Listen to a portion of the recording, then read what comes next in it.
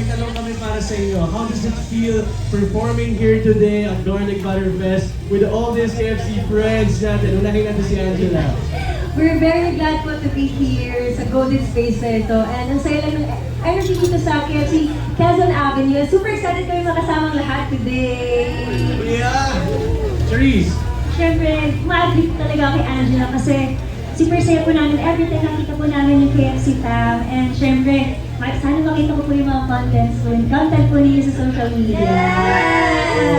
Pupusuan natin yan, ang mga content na yan. Talaga namang nakaka-feel good yung mga sinabi ninyo, no? And of course, since we're talking about garlic butter, I have to ask, who among you is a fan of this flavor? Sino pa sa inyo ng garlic butter? Hey, ako talaga. Gusto ko yung pagka-ano natin, pagka-savory and very, ako kasi fan talaga ako ng mga sobrang malasa na pagkain. So, KFC talaga is I'm a big fan of KFC talaga ever since. And bawat, trainee pa lang tayo, trainee pa lang po kami.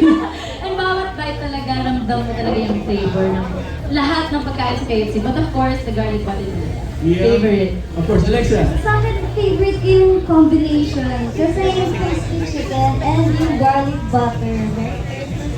Masarap. Ever since po talaga, reward po namin sa sarili namin yung KFC. Kasi trainee po kami, sobrang comforting. Sobrang comforting talaga ng KFC. Yes, and of course, binabalik-balikan, di ba? Alexa, tama. Kaya naman, sinaselebrate natin ang golden comeback ng KFC Garlic Butter ngayon. And we also want to take this opportunity to congratulate all of you guys on your 4th year anniversary. Di ba? And with that, KFC has something for you. Siyempre, may pa-surpresa ang KFC para sa inyo.